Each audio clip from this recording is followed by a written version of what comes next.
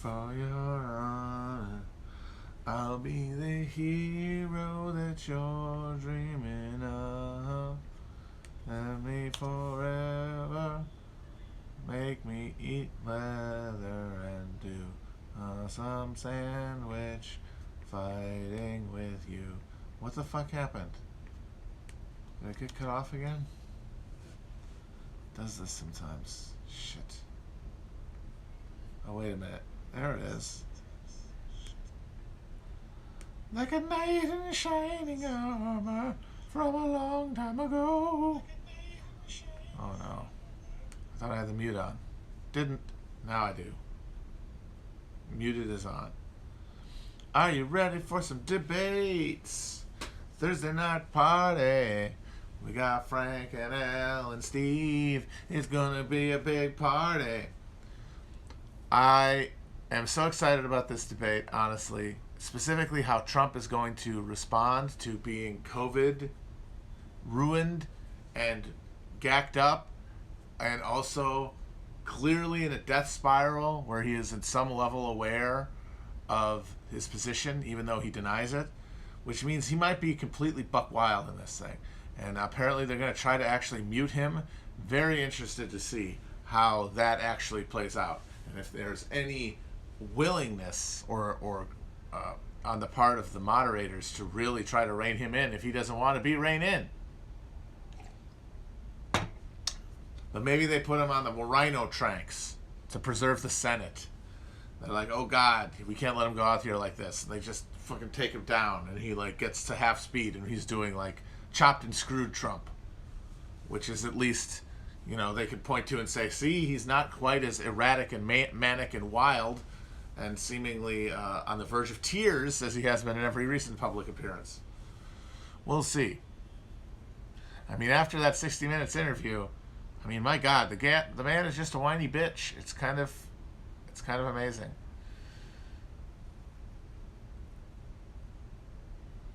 But of course, it doesn't matter.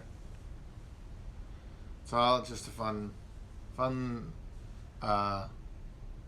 spectacle. I think the race was probably decided on the fundamentals. I'm pogging. Folks, I'm pogging. And don't we love to pog? Don't we love pogging? But anyway, because I think it might be fun, and because honestly I didn't feel like our contribution to the first debate really made it any funnier or more interesting because of just how language broke down, and it was just this symphony, and it was like we were talking during a symphony. We're not going to be doing a Chapo podcast related stream of the debate. I believe Alex Lowenachsen will be doing it for FYM on here, and if you want to have like a chill, friend to watch with, Alex will be very good. But I really just want to enjoy it. I just want to sit. Now that I have had my breakthrough moment with the last debate, I want to sit with this one and just let it wash over me. Like, forget any attempt to interrogate, the sentences or words for meaning. Break them down, break them of context, turn them into just music, and then just let it wave over me, which is what I kind of felt like I did during the town hall when they were competing streams. I was listening to both of them, and I was kind of toggling back and forth and creating my own Pixie song. So that's going to be fun. But then when it's over, I think I and Chris, and I don't know who else, whoever wants to, will pop on to do some reacts. Some hot reacts.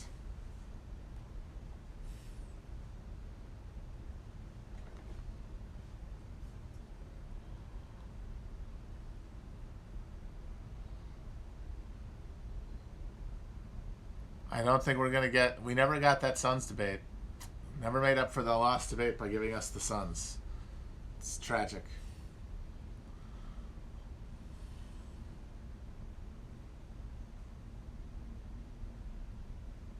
He does seem to sound bad lately. I mean, maybe that's people's wishful thinking, but it does seem like COVID has taken a little bit out of his sails. He seems to be kind of delirious, and when he isn't, very raspy.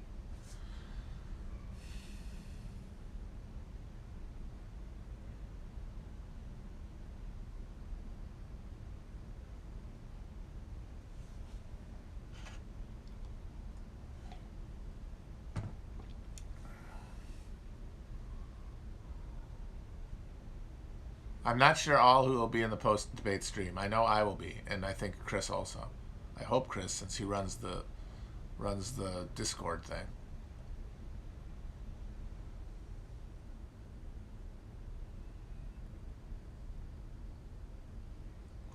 Yeah, the one way you know that Trump is either thrown in the towel or just has lost his touch is that their big psychological move at the last debate, which in 2016 was in the face of the Planet, the Entertainment Tonight tapes coming out and the grab him by the pussy controversy.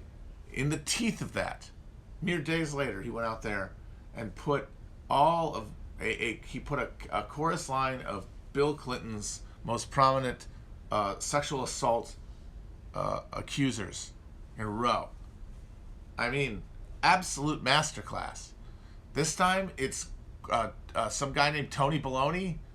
Some guy that is the equivalent of when Democrats would like epically talk about, oh my God, you know who Lev Parnas knew? That's right. If you're thinking it's flirtage, it's flirtage, okay? And that's the kind of stuff that nobody outside their area knew, and they would scream across the void during the fucking impeachment bullshit. Which LOL. Can you imagine? Think of all the fucking energy these people put into that. Even the people who did it and the people who watched and cheered about it and cared about it and got rapt about it. Think of that energy. Do they not in their heart know that it was completely wasted? That it meant nothing? That it was just jacking off into an ocean? They don't get that at some point? I think some of them do. Which is why they have to keep shrieking and creating more and more like insane hypothetical universes where their brand of pragmatic idealism is mildly relevant.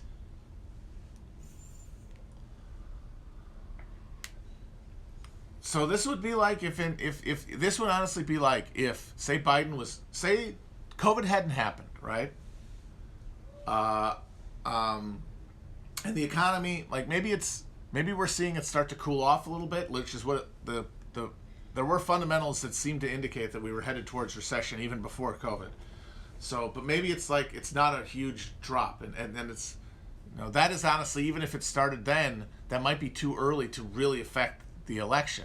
Like the reason George H.W. Bush lost in 1992 is largely because the little recession that happened at this end of his second term was in the exact right moment to just ripple out and be maximally impacting people's minds, the news, and their votes, which wouldn't necessarily have happened depending on how severe it was. But anyway, say we live in that world, and the election, nothing's about COVID, and it's all about,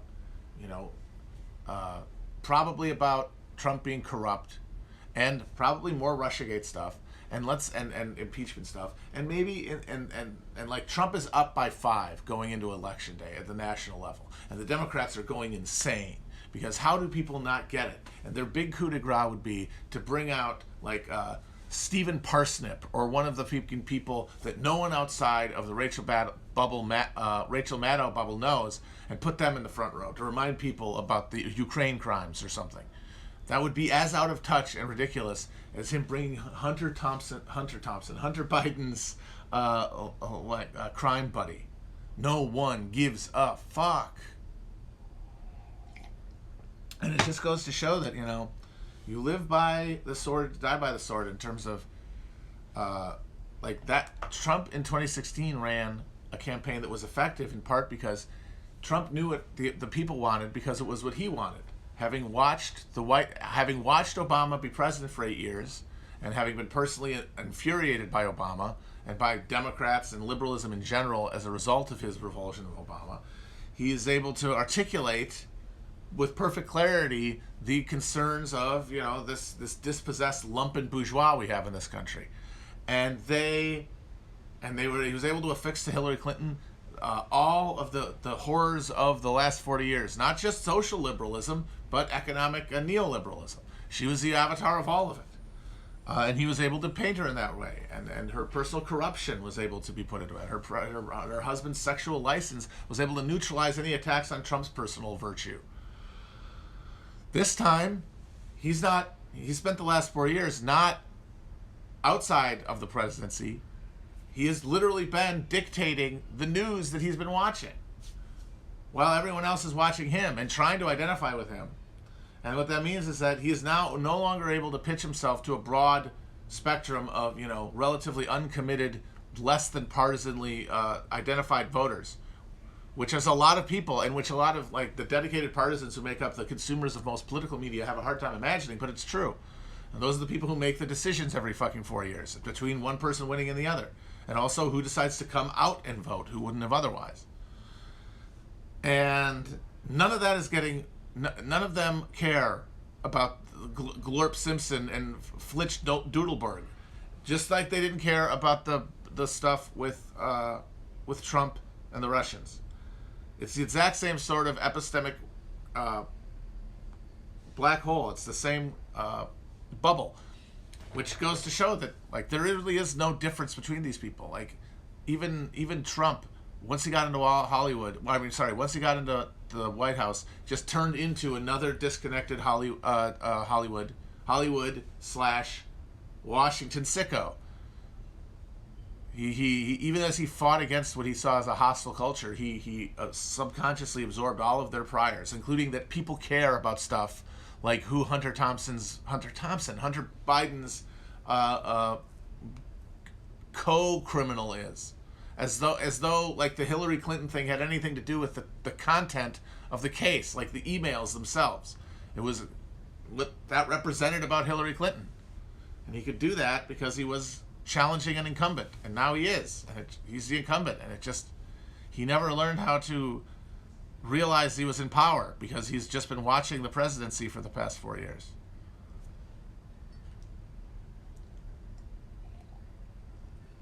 I'm very interested to see what the turnout ends up being, because you're seeing crazy numbers in early turnout in states like Texas and Georgia. Now, of course, that doesn't necessarily mean anything. We have no idea how many of these people how many of these are banked votes that would otherwise have come on election day. We have no way of knowing. But when you see how big it is compared to the number of votes that were in the last election, it's hard not to imagine that, even if it's just an effect that because fewer people vote on election day, it's easier to vote on election day, and more people who might be on the fence about voting will do it because it's less of a hassle. Even if that's the amount of effect it has, it could be a significant in terms of moving something from, a clear popular vote victory, but then, the nightmare of litigation in all the swing states, and a relatively anticlimactic Biden victory. Who knows? It's interesting. I keep saying Hunter Thompson. I think it's because he seems like the kind of guy who has read Hunter Thompson and taken some of the wrong lessons from it.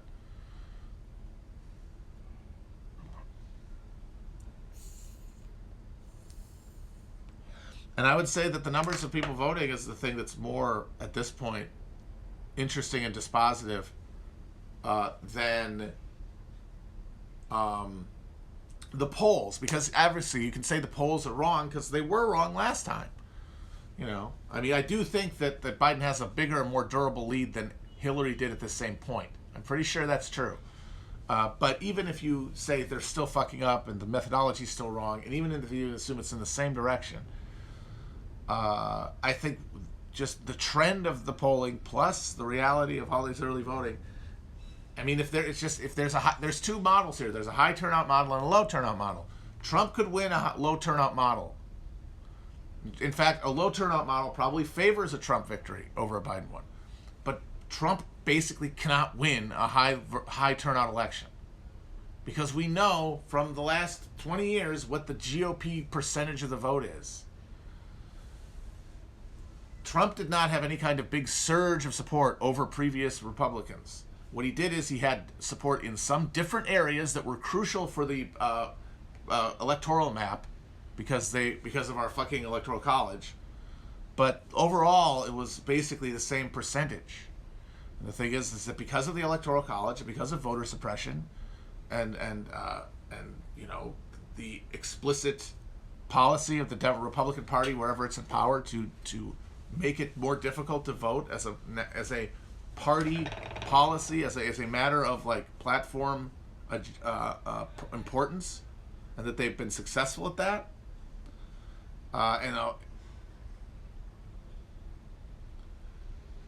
means that they can win. But if there's a lot of people who vote, if even with those things people still vote for some reason or another, they're motivated to, that would swap it. Like Hillary lost because the share of vote that went away from her in terms of people not voting in the right states, and a few of them shifting from Obama to Trump, but mostly just not bothering to show up in the crucial states.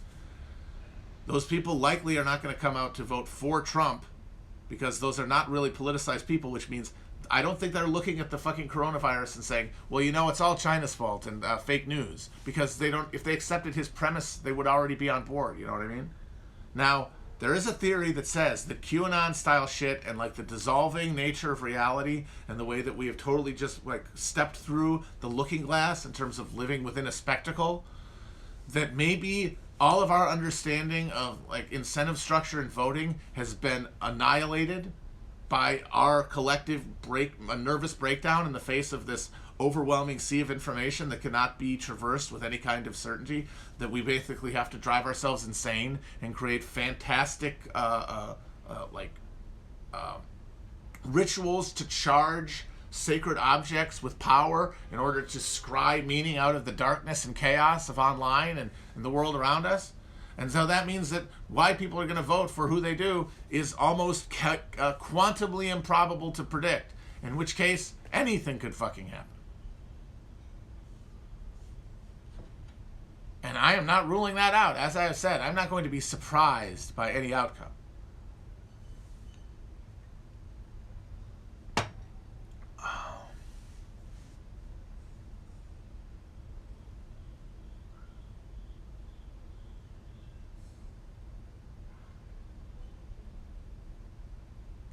Somebody asked, was Papio Daniel a precursor to Trump? I mean, he's part of a tradition. You can trace Trump through a line of American political figures, and Papio Daniel would certainly be one of them.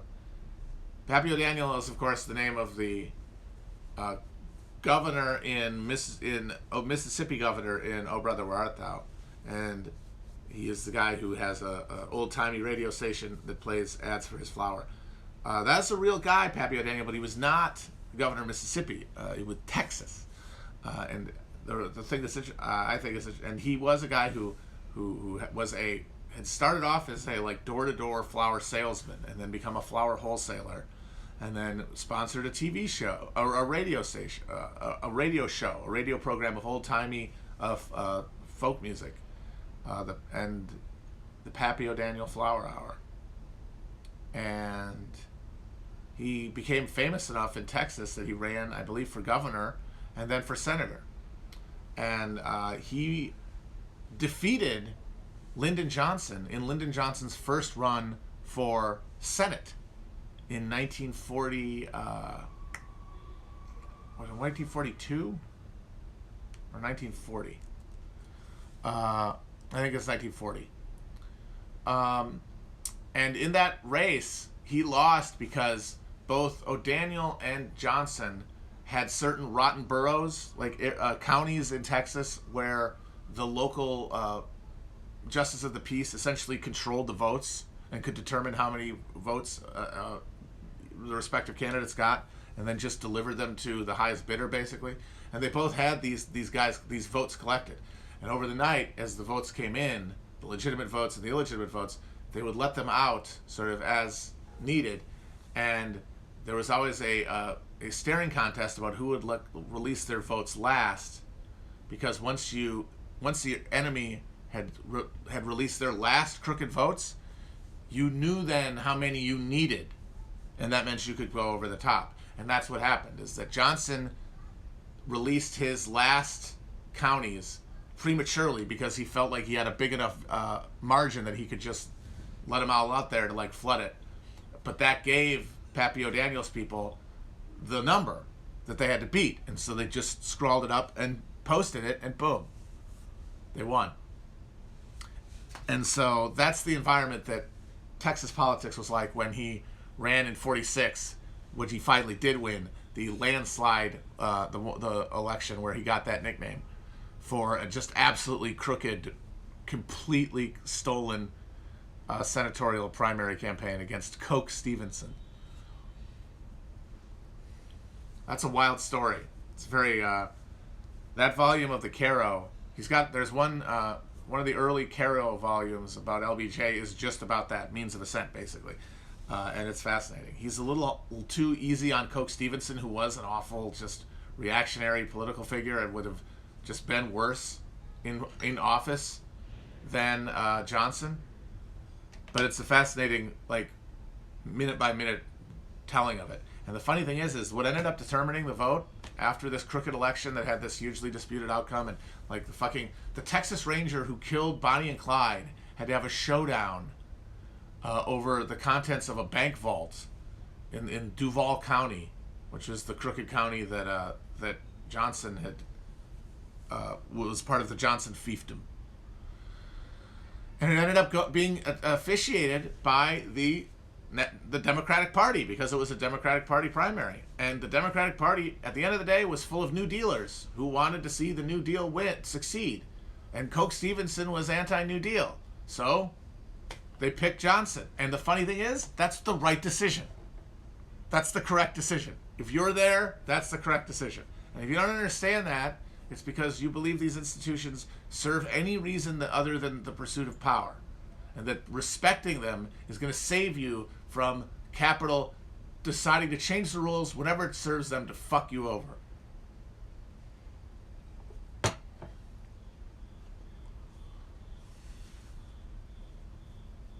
And the thing is you can't even say, oh no, you're defaming the sanctity of the electoral process. Stevenson stole votes too. Everyone was stealing votes. It was not, and there was voter suppression was systematized. I mean, Texas wasn't as bad as the Deep South. And in Texas, a lot of the times what you had instead of outright voter repression is that you had like urban machines, like in Houston, like black vote was like a block that could be purchased, which in terms of actual franchise isn't much better than not being able to vote, because the reason you're being bought, well, like what's buying you is just pure money in the form of like connections through the political machine, not actual benefits to anybody who are making the votes. Not like the old Tammany graft, or at least not as beneficently, because you can never really vote against the racial apartheid that you live under.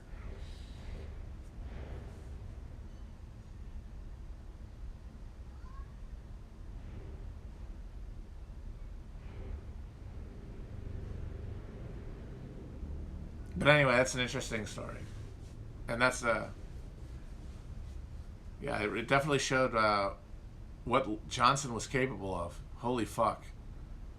I mean, he was like there's so many points in his life story where he absolutely should not have gone on.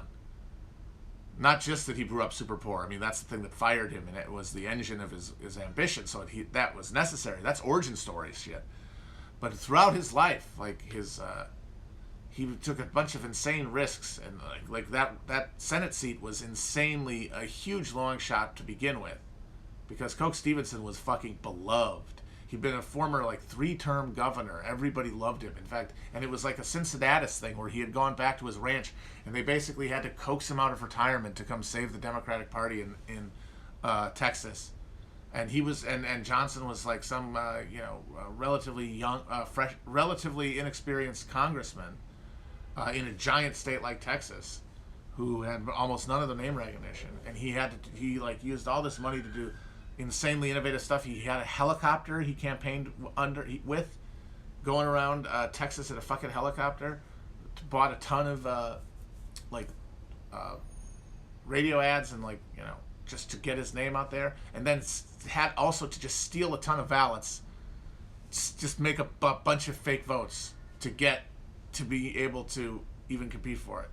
And that was while he was having some sort of horrible gallbladder problem. He almost died at every big point of real stress in Johnson's life. And when he felt like it was slipping away, he would go into some sort of bad serious health decline, sometimes related to gallstones or stomach problems. He had a ton of heart attacks.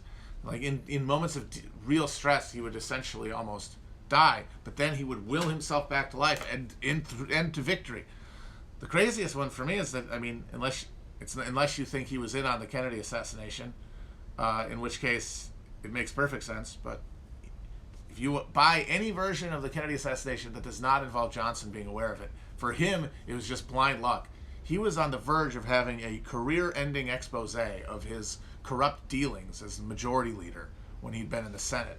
And it was going to come out in, I think, Life magazine the day of or after the Kennedy was assassinated, and was going to reveal his relationship to this guy Bobby Baker, who is like the head of the interns in the Senate, and was running just a massive graft and kickback operation that involved him kicking back up to Johnson.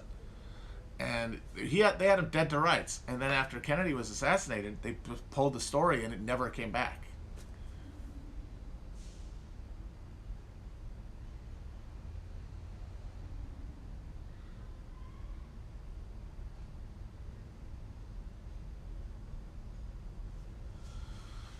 I haven't read JFK and the Unspeakable. I will be, because to me, this book seems to be the thing that's got like the most important like rallying point for this new emerging, I've talked about, consensus where like Kennedy actually was killed by the deep state. The deep state did operate that way, and he was that much of a threat to it after being fallow for a while.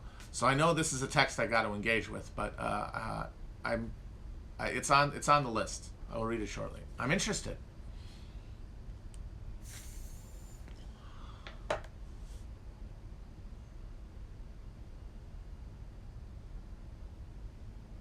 I have read The Devil's Chessboard, which is a fascinating book, and it's great on Dulles, but I think it's really interesting that for a book that's like, pitch is that it's trying to argue that Dulles was personally responsible for the Kennedy assassination, is that as the book gets closer to the Kennedy assassination, the figure of Dulles recedes from the fucking story more and more.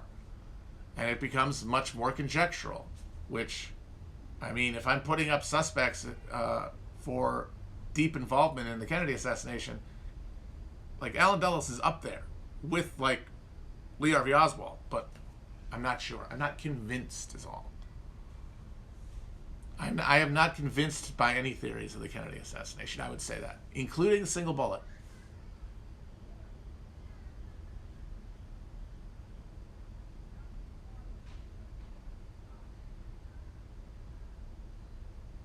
I have read Legacy of Ashes, which is very much, you look at it, especially now, of the stuff that I didn't know when I read League of Ashes, that I've discovered about the CIA since, that isn't in Legacy of Ashes. It's a jaw-dropping feat of omission. I mean, it's like the definition of a limited hangout. All the stuff that's like outrageous in Legacy of Ashes is all selectively threaded around the premise of greater organizational incompetence that makes the case that the CIA is essentially only able to waste money and shoot itself in the foot, and has never been able to effectively do anything, which I think is not an accurate representation of reality at all. And it's a perfect way to like get into the public consciousness real crimes, but always in that notion of, well, that was the past. We're working harder to serve you better.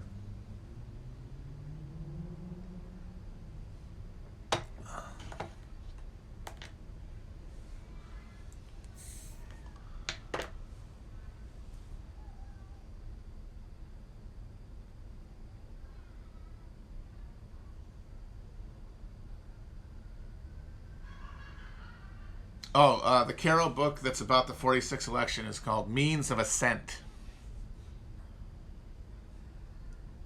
Ooh, if I went on Doughboys, what chain restaurant would I pick? That's an interesting question. I'm going to assume that I'm probably not going to be able to do anything for the first time. Like, they've probably been everywhere at least once. So I would have to be bringing them back somewhere. The easy answer would just be Culver's, because that's Wisconsin's contribution to, regional chain excellence, I think.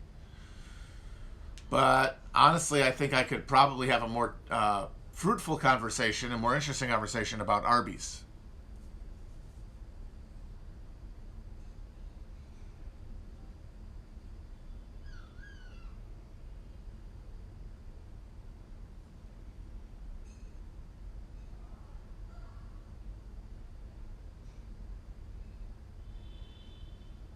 Man, I really want one of those gyros. I don't think there's an Arby's in New York, though. The Arby's gyro, not bad.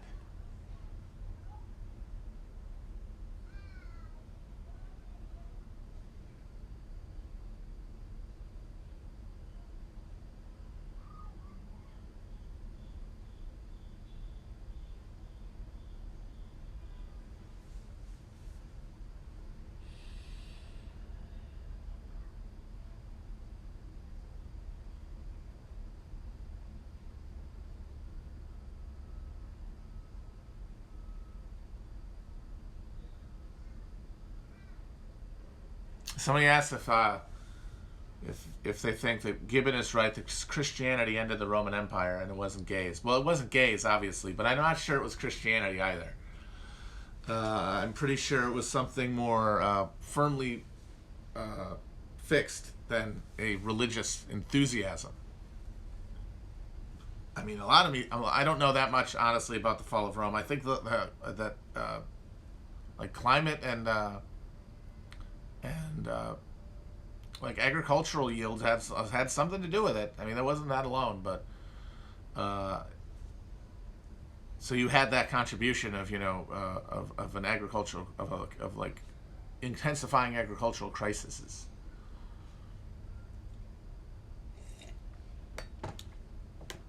And then you have just the unwieldliness of an empire of the type that the Roman Empire tried to be.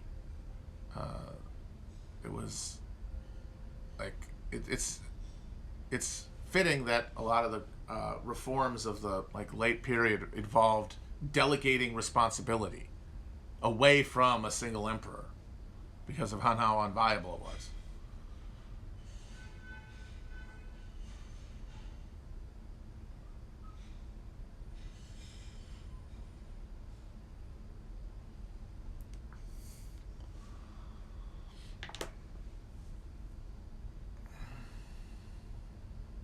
But yeah, it was a lot of stuff. Nothing like that can have one cause. Or even like a handful of causes. It's like a rope. It's like you could pick out the strands, but no one strand is the strand.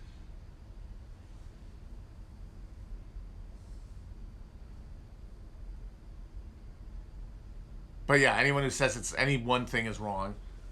And certainly gayness is the worst one. I remember I think I saw a Francis Schaeffer thing that made like the opposite of the Gibbon point, but totally incoherently, where he said, the guy in Lederhosen who did those 70s evangelical history and culture videos. I think I was propagandized with those in my high school history class when I was going to school in the middle of farm country in Wisconsin. But he talked about how what doomed those societies was a finite worldview, is how he put it.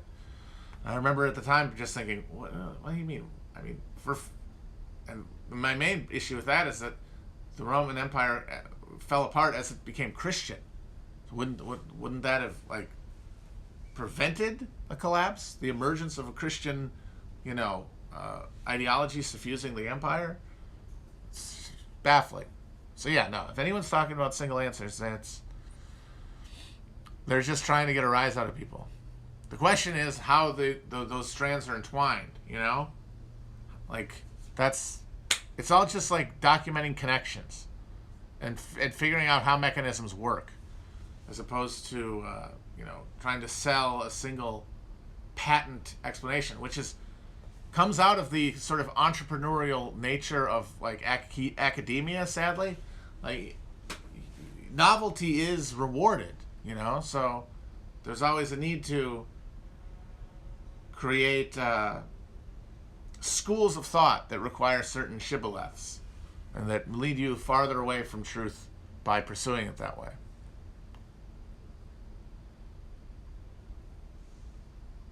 I don't know. It's tough. I mean, I'm wrestling myself with how best to try to create narrative history that acknowledges, the contingency of chronological events, while still grounding everything, all those events, in sort of the inevitable context that made them, if not inevitable, sort of predetermined in some way, it's tough. But it's worth doing because I think it's the only way to communicate really just like how contingency works in history, and therefore like what matters now and what needs to be focused on. Yeah, we need a Diocletian, that's for sure. And I don't think we got one. I don't think Joe Biden is Diocletian. Jesse Ventura could have been Diocletian. Jesse, you fucked up. You could have been Diocletian.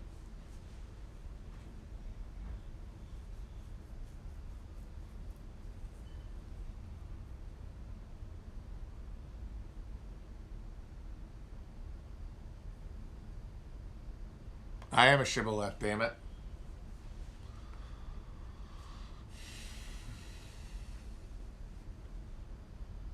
Who's the most cucked president? I mean, not in terms of, I wouldn't say in terms of politics or like sexuality, but just in terms of a guy who got owned sort of pathetically. William Howard Taft has got to be up there. So Taft never really wanted to be president. He wanted to be a Supreme Court justice.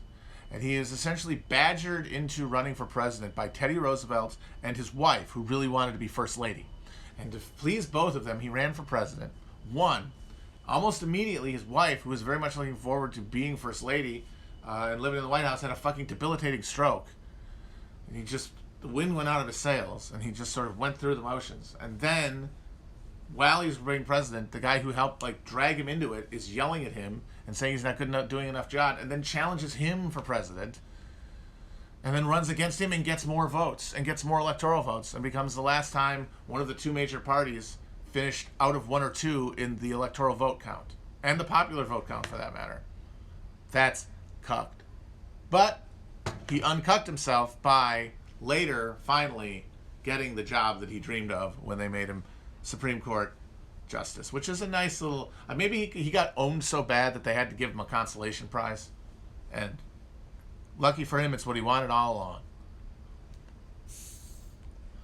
There's some sort of parable there that maybe he just should have, listened to his heart.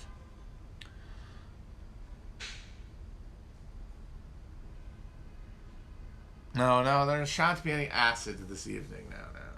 I think I'll just chew him a little bit.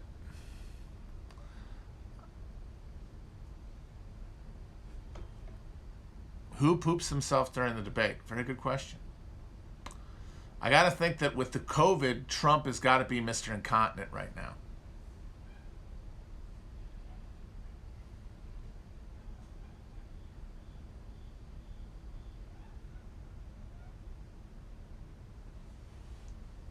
Will Trump have his mojo tonight?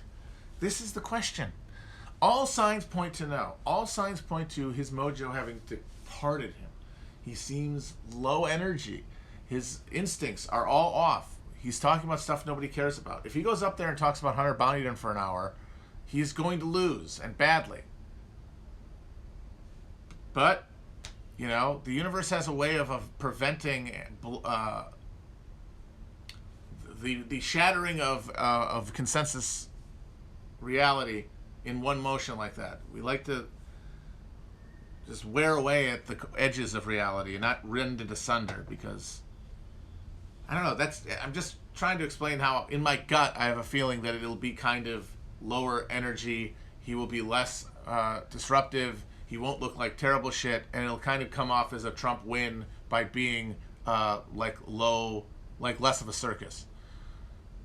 And that's just, that's where my stomach is. It's like, doesn't that feel right?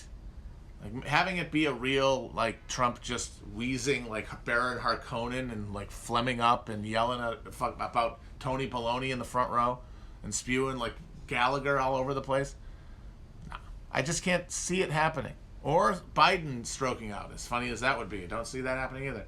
Just I don't know. Maybe I've just, I've run out of things to believe in. Maybe I feel like I've gotten to the point of hyper-normalization where even if that did happen, I wouldn't perceive it that way. I would perceive it, viscerally as, just boring. Because I will have hyper-normalized that quickly. I will be more normal than man. We'll find out, though. I'm looking forward to it.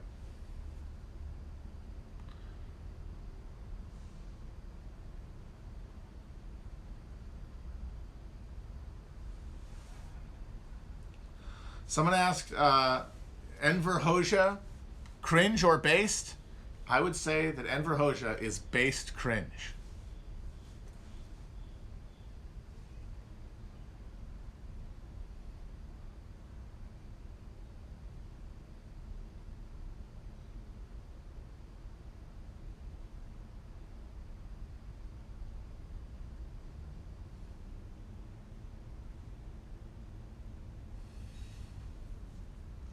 I mean, the bunkers are fucking cringe. I'm sorry.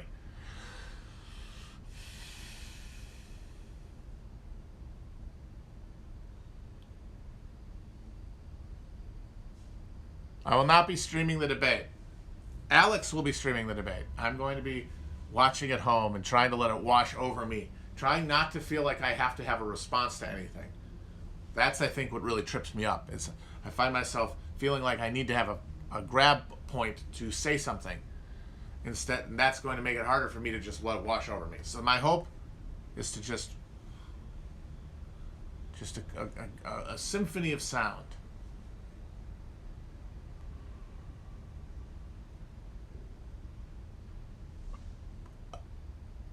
We will do a post game though. At least I and Chris will be doing post game.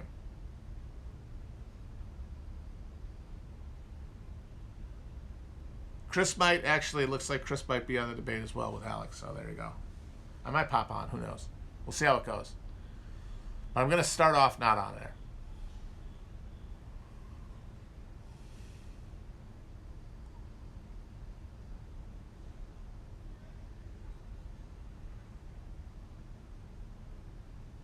Who's playing football tonight?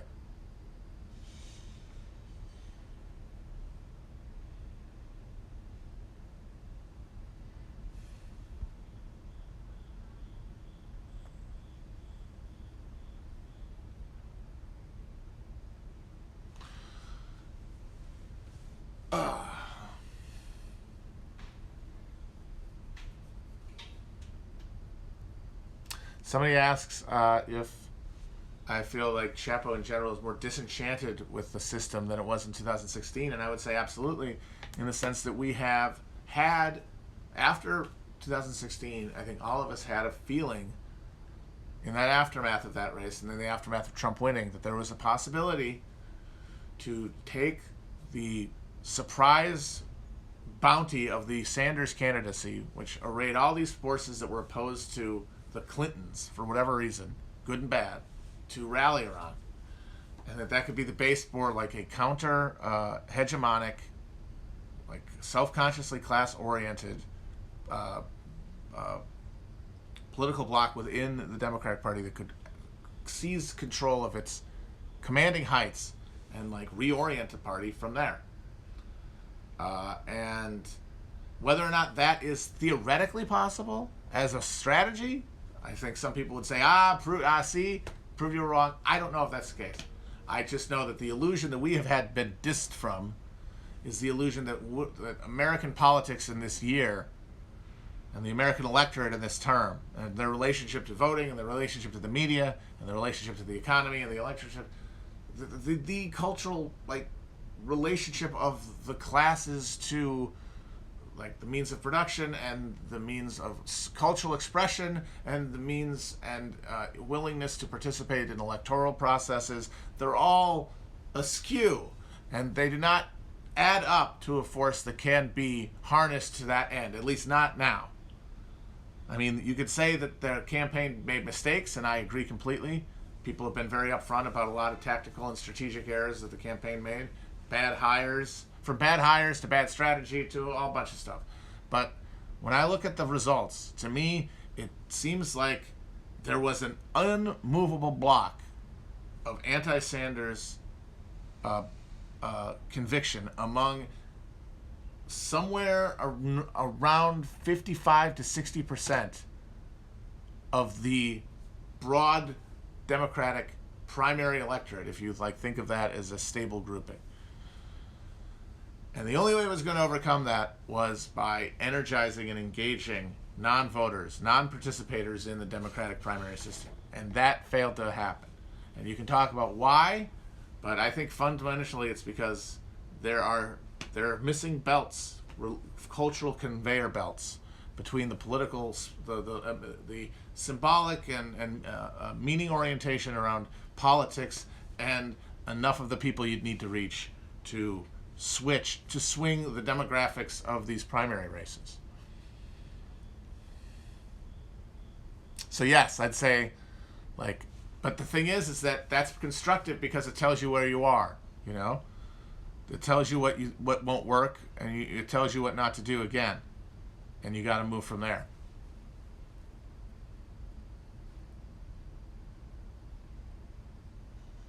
And the thing is that the Democratic Party, now that the command of the neoliberal, consensus is no longer challenged within it, they're going to govern as monsters. It's going to be a hunger chancellorship, and that, like any crisis, is also an opportunity, or it needs to be. That's all I can say. I don't know if we'll be able to meet it.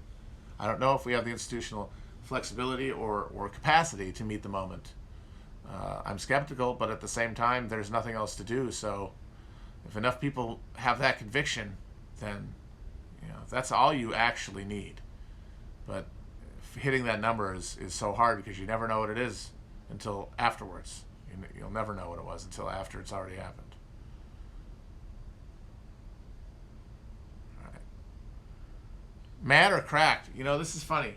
I know cracked became kind of a cringy, radical centrist, like, lifestyle website. But back in the 90s and 80s, it was a knockoff of Mad Magazine that I think was made by, like, former writers and editors for Mad who left because Mad wasn't paying them enough because William Gaines was a fucking cheapskate. And so they created an off-brand Mad, which, that's the one that I subscribed to. I did not subscribe to Mad Magazine. I subscribed to Cracked, and I honestly can't tell you why. I guess one time I just picked up Cracked, and I read a thing. Maybe I saw some John Severin art, because John Severin was a guy who wrote for years, he did cartoons, or he did comics for years for Mad, and then he left with the Cracked people to get more money, and so he was in Cracked, and I really liked his drawing style, and otherwise it was basically the same material, and I went to Cracked. I still respected Mad Magazine, but I only had Cracked delivered to my home. Cracked had a print version. Yes, it was a print magazine. It was originally a rival for Mad. It was like Mad TV to Mad, hilariously enough. It's like Mad TV to Mad's SNL. Apparently people didn't know this. The children around here don't know this. The damn kids today, they don't know.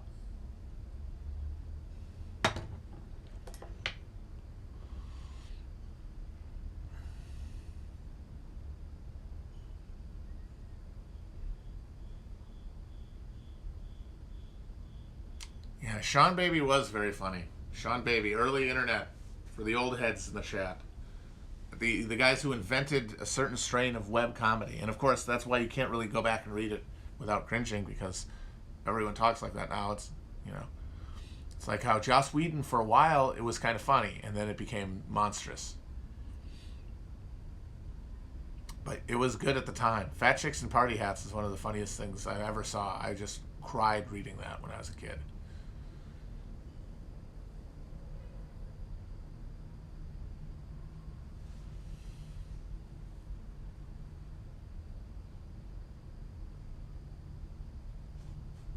Thoughts on Charles Babbage? How are you going to ask a motherfucker about Charles Babbage? You want to know my opinion on the guy who fucking sketched out the difference engine? A primitive computer? What opinion of Charles Babbage am I going to have? I don't understand. You just want to, like, see if I knew who he was? You people, you have very wacky questions sometimes.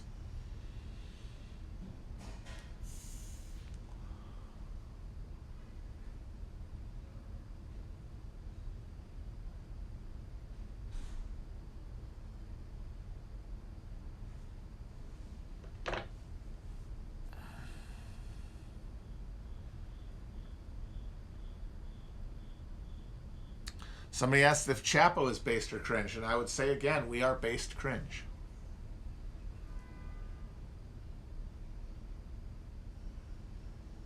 Somebody asked about Neil Stephenson. I've only read Snow Crash. And his way of writing action kind of annoyed me over time, so I never really read anything else.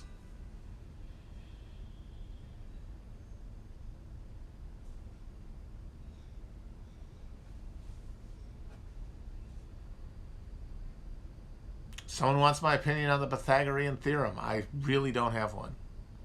I'm not even 100% sure what it is. A squared plus b squared equals c squared, right?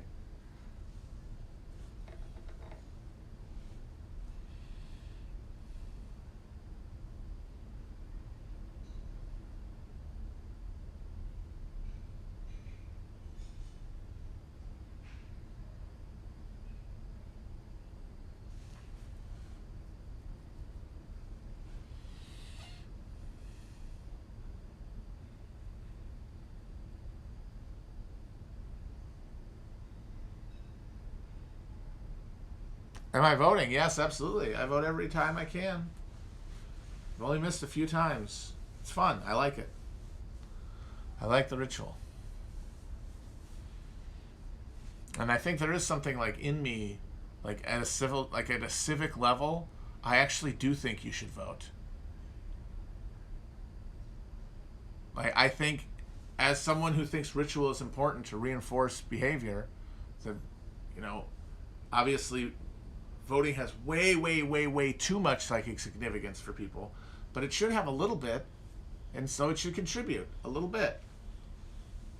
So I do vote, but like the thing is, that's a totally separate question than who to vote for, and it is a different rubric, and like a lot of the undergirding assumptions behind a lot of these browbeating arguments don't apply, in my opinion.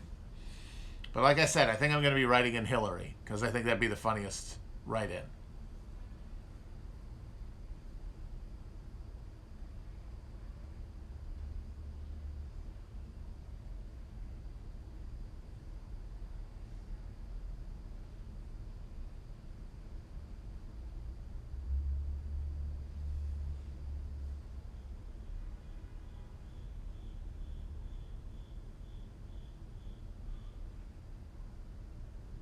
I'm going to go into the polls because that's part of the things I liked. I lived briefly in Washington State where they do the all mail-in, and I didn't really like that. I like going to the thing and doing the thing. I'm really annoyed that I've never voted on a machine, an old-timey machine. They used to print the sample ballot in my local newspaper in Manitowoc, Wisconsin, and it was a sketch of the machine, and it had the different candidates and where they'd be. And I remember thinking it was cool, and I wanted to go and do that, but I was too young.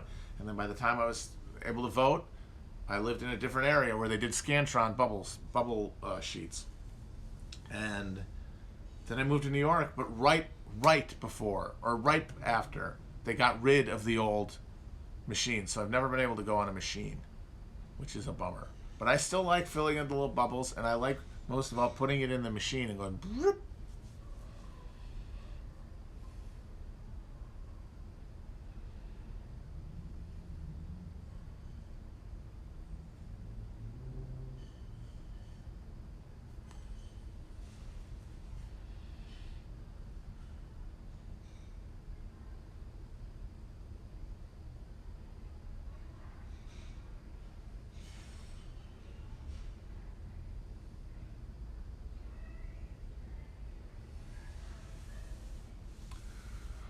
All right, just maybe a couple questions here before I go. Thank you. Talking about those Euros got me hungry. Got me feeling Euro-rific.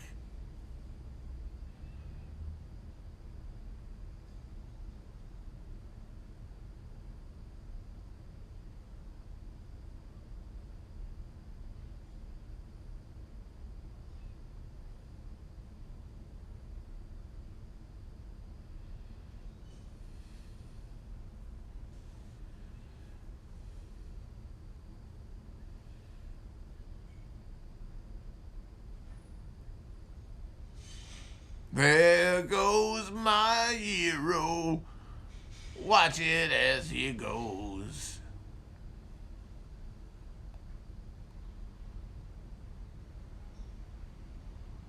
Horror movie suggestions. I said Return of the Living Dead the other day, so I got to pick a different one.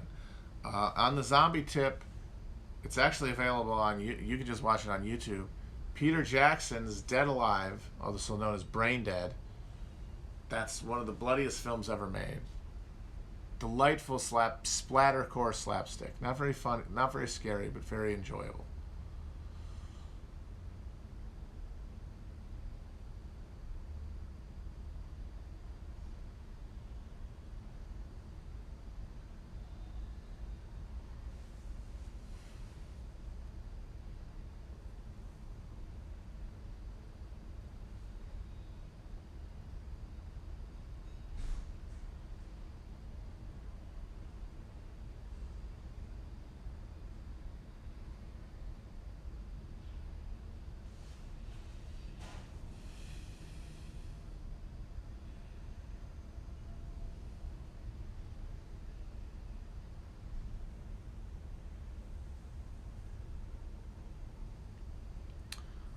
What what war spawned the best movies? Alright, well, we can eliminate a few right off the bat.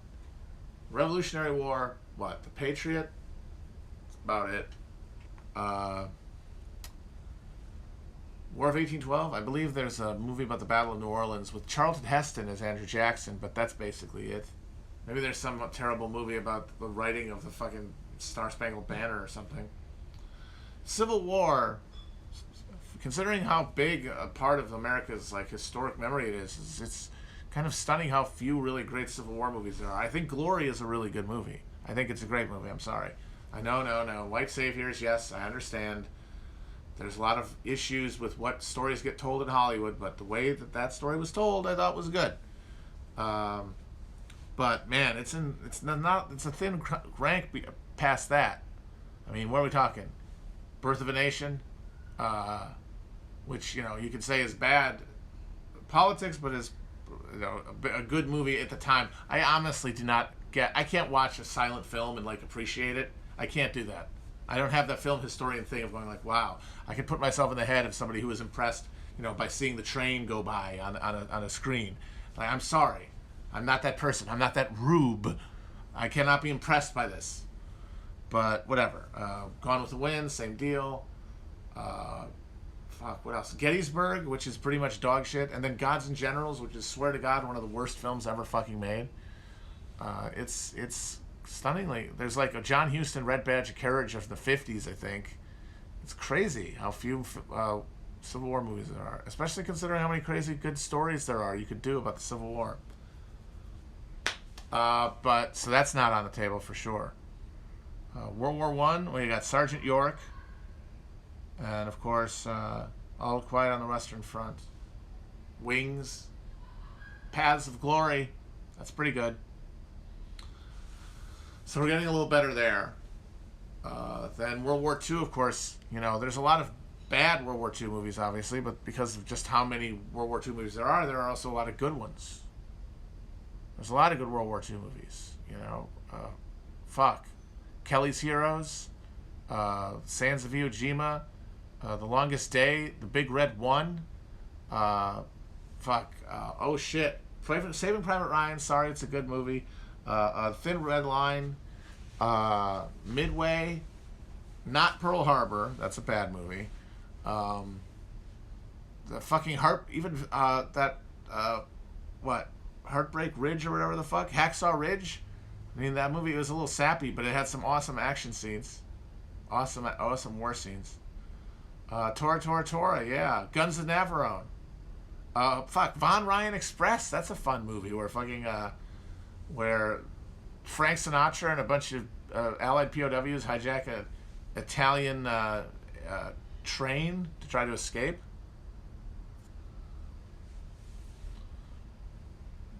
Cross of Iron, holy shit. Bridge of the River Kwai. Inglourious Bastards. Come and see. Okay, I think we got it. Because Vietnam's good too, but I don't think I'm getting anywhere near this list. Patton. Bridge Too Far.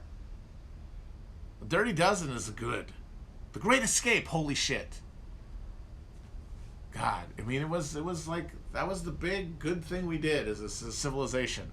Even though it involved us basically just lancing a boil that our own civilization had created in the form of feral German and Japanese nationalism, unleashed by like the late application of capitalist modes of production to a primitive civilization in many ways.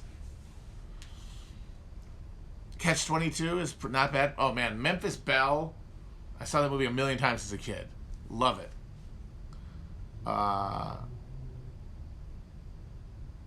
Casablanca, people like. I've never honestly seen it. I'm sorry. So yeah, I gotta go World War II. WW2. WWII. Army of Shadows. Yes. Not Enemy at the Gates. That's not a great movie.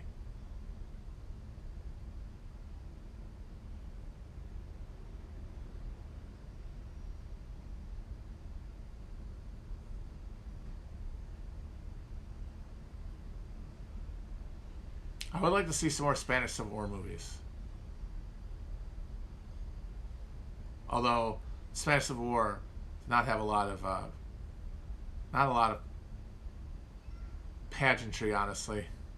There's a lot of confusion and bungling and cannibalism. I want to see that Bread and Freedom movie. I've never seen it. Duck You Sucker is a very good movie about the Mexican Revolution, which could use way more movies. The Mexican Revolution, come on, give me some movies about that. Holy shit. Kelly's Heroes. We love it, folks. Kelly and his heroes, they're the best. We love them, folks. We love them. They're the best. They're the heroes that we love. They've got the gold. They went and they got the gold and they brought it here. Before, they were going to leave the gold. And now, we've got the gold. The gold's here, folks. And we love it. We love it. Bye-bye, guys.